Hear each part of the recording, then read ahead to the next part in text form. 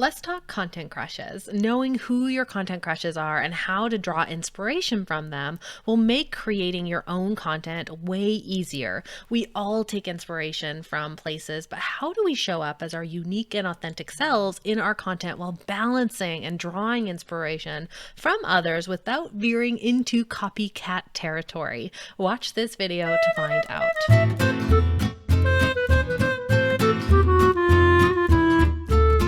Hey Empire Builders, welcome back to my channel. And if you're new here, my name is Haley Dale, a content and sales funnel strategist helping you create more purposeful, productive, and yes, profitable content too. So if that sounds like something you're looking for, make sure to hit the subscribe button down below this video for more value-packed videos just like this one every single Monday. Which of these sounds more like you?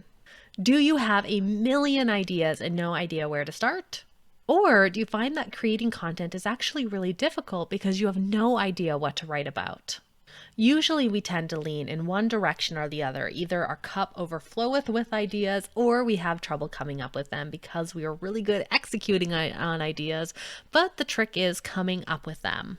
This video is going to help with either of those issues. Either it's going to help you if you overflow with ideas, it's going to help you organize and pinpoint how to use that inspiration, or if you have trouble coming up with a lot of great ideas, it's going to help you harness the power of taking your content crushes and using them to get your own wheels turning. One of my favorite methods for getting more inspiration is to collect, examine, and leverage content crushes. Content crushes are the people or brands that you see doing interesting things with their content that attracts you to their websites and to their social media, makes you engage with them and engage with their content. The amazing thing about having a handful of your favorite content crushes is that you get to pick and choose from different elements that you respond to from each of them and find creative ways to apply them to your own content. If you're stalling for content inspiration, these content crushes are great because they'll re-inspire you by showing you how you can connect your content with the content that you personally enjoy and find interesting. And if you, at the very least, do not engage and find your own content interesting, how can we expect anyone else to? So let's amp up your own enjoyment and engagement. And just a little caveat here, we're not talking about like stealing from our content crushes and using their ideas or their words or their topics word for word, but we're talking about studying and reverse engineering the way they put things together. This is why I actually prefer to find content crushes who are outside of our own niche. We don't want to have any overlap there, but it can be a great idea to look at those businesses and content crushes who are outside of your industry so that you can take and apply it in a completely new way that hasn't been done before. So let's talk about where to find your content crushes. To come up with this list of people, I'm betting that you already have a handful of people, and I have a couple of questions to ask yourself to come up with this list of content crushes. Ask yourself, what blogs or magazines do you find yourself reading again and again? What YouTube channels do you come back to and you continue to watch and subscribe to? Who are your favorite Instagram accounts? What companies do you follow on social media and find yourself buying from again and again? Can you remember the first few blogs that you ever started following regularly? If you were stuck in bed with your laptop or your iPad and Netflix wasn't working, with no work to do, which websites and blogs would you find yourself checking out and reading?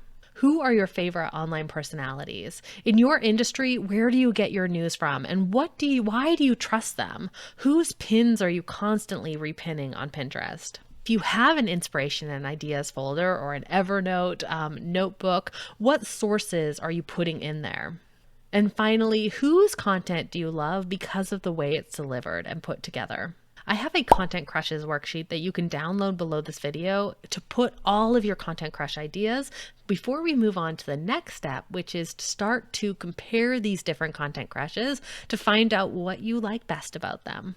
When I'm talking about comparing though, I'm talking about comparing without comparing yourself. So while I'm all about using your content crushes to make your content better, I'm not talking about the purposes of comparing yourself and finding yourself inadequate or coming up short. It's only a high level snapshot of what factors attract you to your content crushes content so we can bottle those up and fuse them into your own strategy.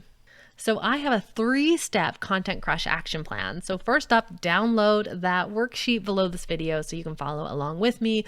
Ask yourself those 10 questions to come up with your list of content crushes, but then move on to the next step. So step number 1 is to create a cross view of your different content crushes. So the absolute best place to start with this is by downloading the Content Crush worksheet. And this is how you're going to start to identify patterns and trends of what you're responding to. I want you to write down different characteristics of their content. So is it bright and colorful? How do they incorporate images? How long is it? What channels or what types of content it is? How do they frame their topic or their titles? How are their different sections broken down? Do they include infographics? So write down the characteristics. So look at each of those content crushes, go and scope out a few of their pieces of content and write down the different characteristics of them. That's going to be your list of characteristics. And then you're going to be able to create a cross-index section and look at each of the content crushes that you have and your own content and find out, like, do I do this? Or how could I do this? Do I do this? Do they do this? Right? And come up with that list of things that you like. Step 2, to harness your content crushes, to create an inspiration folder. So you can do this in your bookmarks, you can do this on a Pinterest board, you can do this in Evernote, you can do this in Asana or Trello. The place isn't as important as long as it's somewhere that you can consistently come back and use it. So pick somewhere that you're already using to host this in. So we want to make sure if we're setting up an inspiration folder or setting up an inspiration bank, we need to make sure that you're actually using it as a way of collecting, storing, and cataloging and using ultimately that inspiration to make your content better.